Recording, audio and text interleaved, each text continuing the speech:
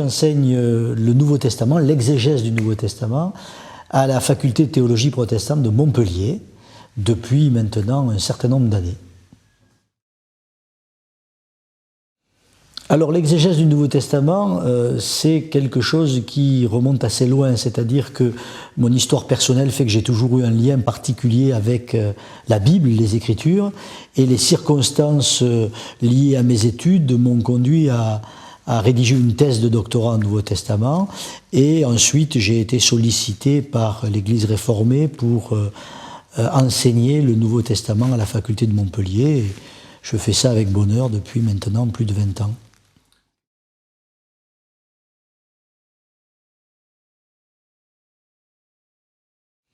Il me semble que ces 20 dernières années, l'évolution la plus marquante est sans doute un intérêt pour le texte dans son état, je dirais, final, tel qu'il se présente à nous, avec une attention soutenue au fonctionnement du texte, aux constructions, je dirais, de la narration, des personnages, avec peut-être parfois, je dirais, un certain désintérêt malheureusement pour la dimension historique du texte, qui n'en garde pas pour autant sa pertinence, mais aussi peut-être parfois aussi un abandon peut-être d'une lecture théologique du texte, qui, dans le cadre d'une faculté de théologie, comme son nom l'indique, reste une démarche fondamentale selon moi.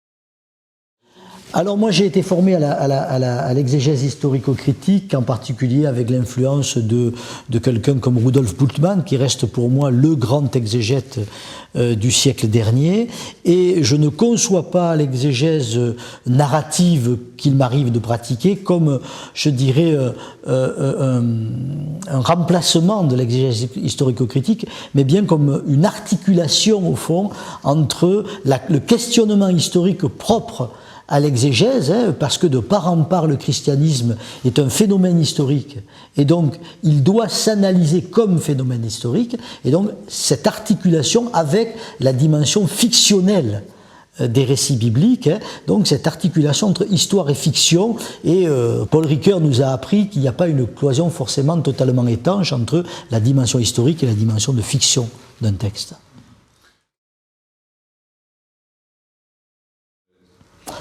Alors ce qui m'intéresse surtout dans le travail de l'exégèse, c'est d'être attentif aux détails du texte. Je suis de plus en plus convaincu, plus j'avance dans mon travail d'exégète, plus je suis convaincu que l'essentiel est dans le détail. C'est-à-dire qu'on a très souvent au fond, je dirais, un vouloir dire du texte et de l'auteur du texte que l'on arrive assez facilement à mettre en lumière, surtout, je dirais, à cause de toute cette histoire de la tradition interprétative des textes. Quand on va au-devant d'un texte, on y va avec tout ce qui nous précède comme lecture, mais peut-être que c'est mon intérêt pour la psychanalyse qui me rend attentif aussi à ça. Ce qui peut être important, c'est d'être attentif, je dirais, au vouloir dire involontaire du texte. Et souvent, c'est dans les détails que ce vouloir dire se donne à connaître, et il permet parfois de retraverser le texte en questionnant les interprétations habituelles, classiques, non pas pour dire qu'elles sont fausses, mais pour montrer comment elles sont éclairées d'une façon nouvelle par une autre lecture. Alors je pense effectivement qu'il y a là toute une dimension d'interdisciplinarité avec les sciences humaines qui ne peut être que profitable à l'un et à l'autre pour autant que personne ne perde son âme. C'est-à-dire, je ne suis pas un psychanalyste, je ne suis pas spécialiste en sciences humaines, je suis un historien exégète littéraire, mais je me nourris, et je m'en rends compte, je me nourris de plus en plus de la lecture de philosophes, d'anthropologues, de psychanalystes qui ne sont pas dans ma discipline, mais qui me permettent de l'éclairer de notre point de vue.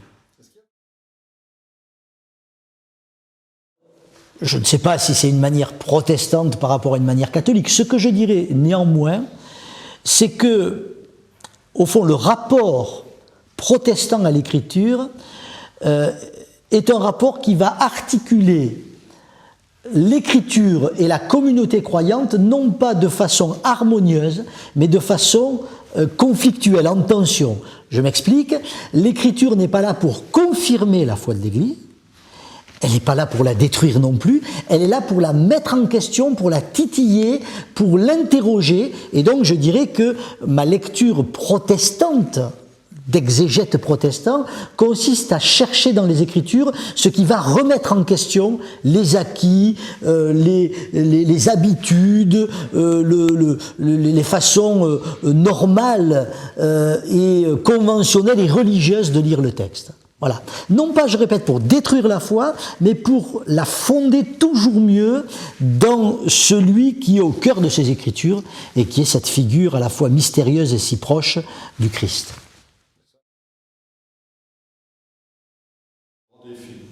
Moi, je pense que les grands défis sont multiples, mais j'en relève quelques-uns comme ça qui me viennent à l'esprit. D'abord, je dirais apprendre à lire. Je dis souvent en plaisantant que je préfère faire de l'exégèse ou des études bibliques ou des conférences bibliques avec un public catholique qu'avec un public protestant. Parce que la différence, c'est que le public catholique croit qu'il ne connaît rien et le public protestant croit qu'il connaît. Les uns et les autres en connaissent aussi peu ou autant, mais au moins le public catholique est ouvert à entendre autre chose et que très souvent le public protestant connaît le texte avant même de l'avoir lu. Donc il ne le lit plus. Voyez ? Donc pour moi, le premier défi, c'est d'apprendre à lire. Le deuxième défi, c'est de se laisser questionner dans nos habitudes, dans nos réflexes de lecteur et d'être attentif aux détails du texte. Et puis le troisième défi, peut-être, c'est d'essayer d'entendre dans ce texte l'appel qu'il nous envoie, qu'il nous fait. L'appel à quoi ? Je dirais l'appel à la vie. La vie avec un grand V, c'est-à-dire non pas la vie biologique, mais la vie véritable, c'est-à-dire celle qui nous met dans le désir, dans l'envie de continuer, dans l'envie d'apprendre. Ce désir, on peut lui donner le nom de Christ, si on est dans l'espace de la foi chrétienne, mais on peut tout simplement lui donner le nom, je dirais, de ce qui me projette en avant, vers moi-même en quelque sorte.